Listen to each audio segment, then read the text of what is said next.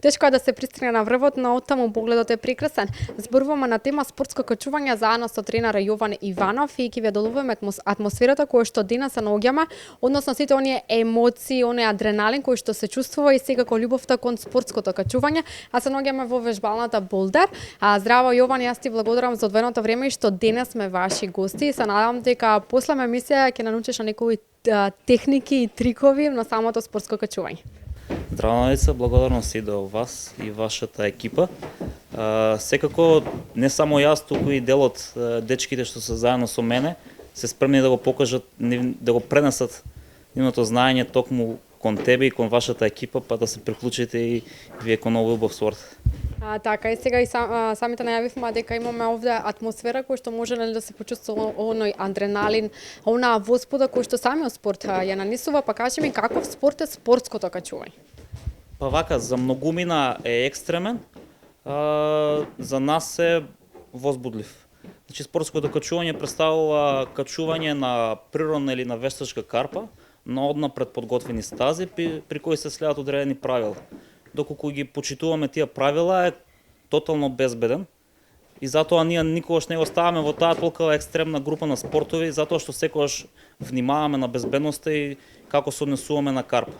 Во случајот како денес, во нашата Болдер вежбална се работи за мала висина, во некои си 2,5 до 3 метри, обезбедени со душек, така да комплетно сме безбедни од било какви несакани последици.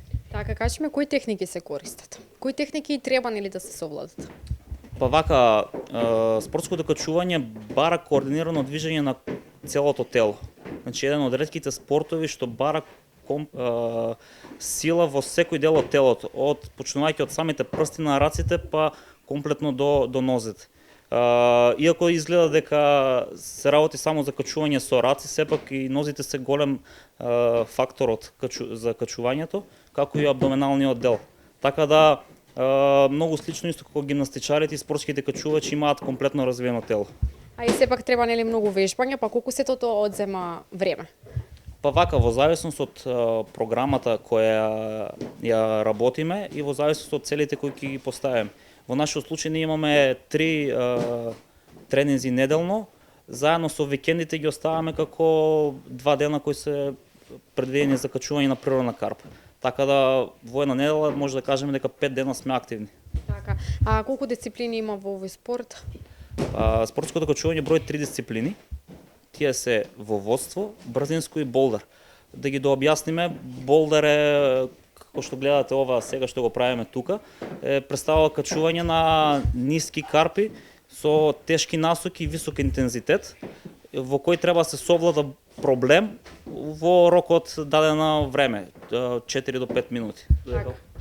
Додека водството представува качување на високи карпи, во кои се употребуваат јажиња и друга додатна опрема за безбедност и се вбројува кој ќе се качи највисоко.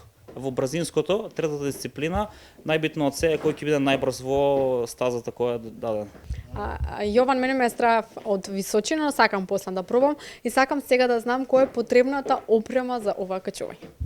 Па вака, за случајот како денес, единствено што е потребно е да имаш посебни качувачки патики и торбичка со магнезиум која ќе ти помага да не ти се лизгаат раците. И нормално голема желба и волја.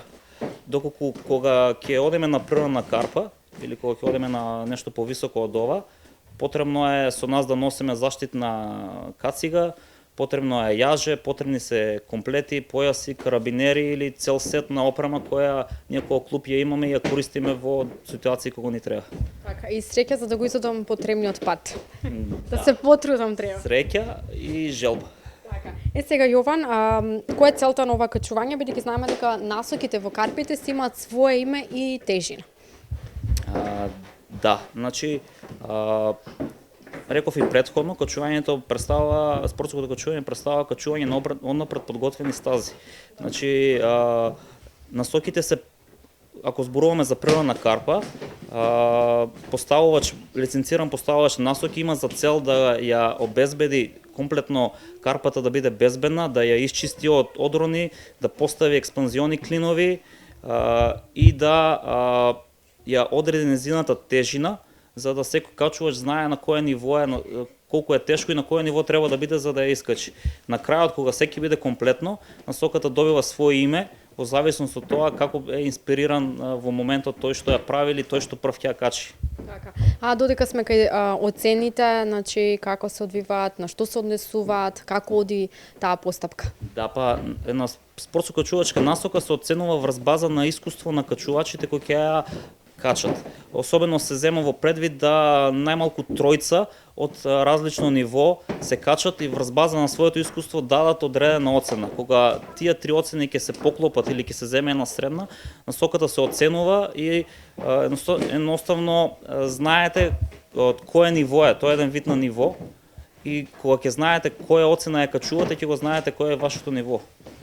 И сега овде има прекрасни дечиња кои што јас лично се воодушевувам, браво за нив. Кажи ми колку од која возраст може да се тренира и која е вашата група нели во овој клуб? Па вака најпрвен кога почнавме со новите групи, годишната граница ни беше 7 години. Меѓутоа имавме ситуација кога дојде 5 годишно дете и видовме дека функционира премногу добро, дури многу подобро од тие што беа постари од него. И затоа границата ја синавме на 5. Во нашиот клуб ги имаме буквално од 5 па до 15 години. Не работиме со повозрастна група и со сениори, затоа што условите сега за сега не ни дозволуваат за тоа и прилично постари членови може да се посветат на спортот само аматерски, а не професионално заради врските кои ги имаат, така да многу подобро се работи со помали генерации. Така. И сега спомнавме нели за дечињата, кажи ми која е мотивацијата, волјата кој што ти сакаш да ја пренесеш ним лично нели како тренер? Па вака, ако нешто се трудам највеќе, тоа е да ги насочам кон тоа да се едуцираат во рамките на спортот. Значи, тие се генерација кои имаат достап до секакви информации на интернет, постојано го минуваат времето и тоа е прав момент да тие бидат ините наши како показатели кон тоа во кој правец треба да се движиме. Значи, потребно е да внесуваат новитети и да не коригираат нас во нашите методи на кои функционираме со нив. Како успеваш да се справуваш со толку многу дечиња? Па Кој е твоето трпение? Тајна. Па едноставно треба да ве гледаат како генерација или како ваш другар пријател. Ако пробате да воспоставите авторитет врз база на годините, ќе погрешите, затоа што кај нив не функционира така. Треба да воспоставите авторитет врз база на тоа колку добро ќе им го покажете спортот. За среќа се уште можам да качувам, па така успевам некако да во мене да гледаат авторитет. Во ситуација кога ќе се сменат работите и кога ќе качуваат повеќе од мене, тогаш ќе бараме некој нов метод. Еве една мала тајна. Сега Јован, кажи ми колку спортско-качувачки нели клубови има во Македонија? Колку постојат? Да, па вака, спортски качувачи постојат повеќе, кои што, пошто спортот сепак дозволува слобода без да бидете во колектив, да се бавите со него без да бидете во колектив. Ние сме членови на Спортско-качувачка федерација, кој брои некаде околу 7 активни клубови од различни градови. Збореме, тоа се клубови кои се регистрирани во федерација, кои имаат свој бар најмалку еден спортски качувач инструктор, кои имаат професор по човек кој има диплома по физичка култура и имаат своји активни членови и надпреварувачи. Се гледа дека и се познава нели дека работиш со толку многу љубов и емоции кон овој спорт. Кажи ми, може да ги спомнеме добиените награди кои што сте ги добили? Па не знам дали можеме да се пофалиме повеќе со наградите или со учеството на големи надпреварувања. Значи, кога сме кај освоените награди, во овој клуб се поминале качувачи што освоиле од државно јуниорско, младинско првенство, па се до балканско првенство. Меѓутоа имаме и качувачи кои се имаат појавено и на надпревари од поголем меѓународен степен, како европски и светски купови, па европски и светски првенства. Единствено ни недостасуваат меѓународни медали од тој калибар, но се уште е рано за тоа. ќе работиме се до олимписко злато. Така, ние стискаме палци и ви посакуваме се најдобро. Знаеш, нели, дека имаш секако нашата поддршка? Да. Нормално поддршката е најбитна. Медиумската поддршка е од големо значење за овие деца или спортисти, затоа што статусот кој тие ќе го уживаат во општеството преку медиумите ќе ги мотивира дополнително да продолжат да работат напорно. Јован, кажи ми, колку е застапен овој спорт во Македонија? Колку е популарен? Дали почнува да се искачува на некое повисоко ниво? Да, точно почнува да се искачува на повисоко ниво, за разлика од периодот кога ние почнавме и кога беше спорт за само многу мала одредена група на луѓе. Олимписките игри го направија уште попопуларен. Инаку знаете дека од Олимпијадата која следува, спортското кочување ќе биде олимписки спорт, со самото тоа и неговата популарност и рейтинг се дигна многу. Фактот дека ако пред 10 години сме биле тројца што се занимаваат во овој клуб, сега се 30. Така да можеби ќе стигнеме до бројката од 300. И сега, со оглед на ситуацијата за жал нели со COVID-19, како се одрази врз овој спорт и како сега се одвиваат тренинзите? Колку време тренирате неделно? Па вака, прво правевме пауза, како и сите останати спортски клубови и институции, но потоа моравме да најдеме решение, соодветно решение. Се поделивме во 3 различни групи, за да се намали гужвата во секоја група. Така да сега функционираме во 3 различни групи, пробуваме да држиме некоја основна дистанца и нормално внимаваме колку што можеме на хигиената и на сите оние работи кои се препишани, за да внимаваме. Вашите дни планови? Па во наредниот период нашата енергија насочивме кон подобрување на инфраструктурата. Моментално нашиот клуб учествува во изградба на голема вештачка карпа на планината Плачковица, во која ќе ги во 160 квадрата површина за качување ќе можеме да ги опфатиме сите дисциплини кои претходно ги спомнавме. Паралелно со тоа, покрај вештачката карпа правиме напори да го зголемиме капацитетот на нашиот болдар кај што сме сега, особено висината и комплетната квадратура. Тоа се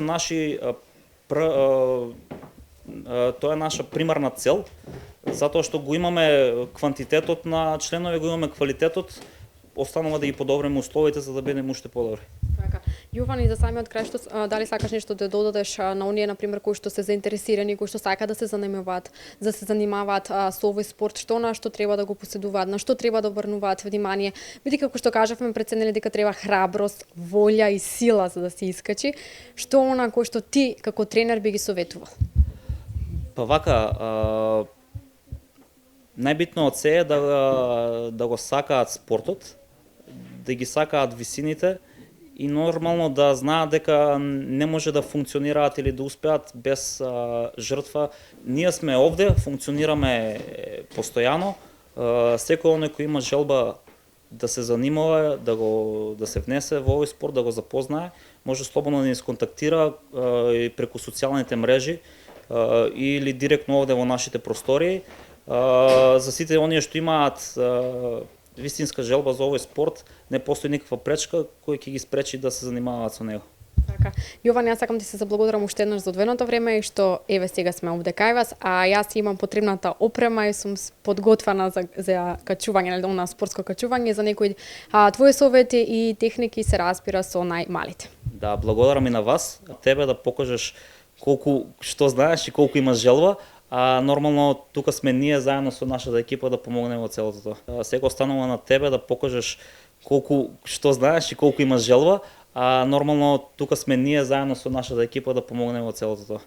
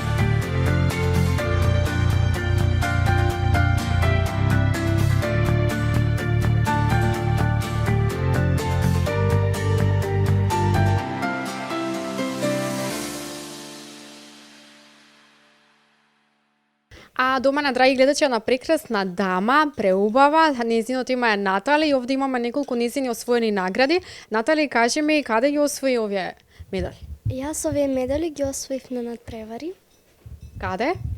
на качување. Така. А кои беа, какво ти беше чувството, дали беше пресрекна? Да, бев многу среќна кога ги добив. Дали ти не достигаат надпреварите? Да, многу. А зошто баш се одлучи за овој спорт? Па јас се одлучив за овој спорт, бидејќи ќе ми биде интересно дека го правам овој спорт и поради друштво. А кажи ми како се одвива еден твој тренинг? Па мојот тренинг се одвива од како дојдам, се загреваме, качуваме и на крајот се истегнуваме и си одеме дома. Така, кажи ми оние кои што се заинтересирани, кои што сакаат да се занимаваат со овој спорт, што би ти им препорачала? Па јас сум препорачала веднаш да дојдат, бидејќи овде е многу интересно. Така, за нема страф, нема ништо, слободно можат.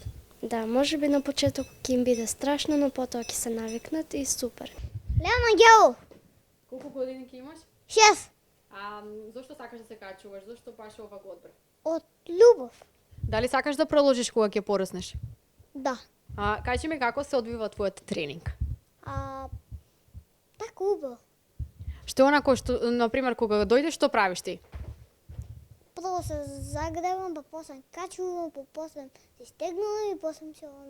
А дома на едно прекрасно момче кое што наскоро го гледам во иднина како еден од најголемите во овој спорт. Игнат, здраво Игнат, како си? Добро. Зошто баш се одлучи ти за овој спорт? Па од мал тренирам овде и веќе сум дел од овој клуб. Така, дали од почетокот те беше страв? Па да. Но повеќе ја нема таа трема, го нема тој страв. Да. Што би ми препорачал на оние твои другарчиња кои што сакаат да се занимаваат со овој спорт? Да дојдат заедно со мене. Така. А Игнат, кажи ми, како и претходните дечиња, како се одвива твојот тренинг, што онако што ти правиш, колку време тренираш неделно? Па ние неделно тренираме 3 дена. Кога дом на тренинг прво се загревам, качувам неколку стази и потоа си истегнувам и си одам.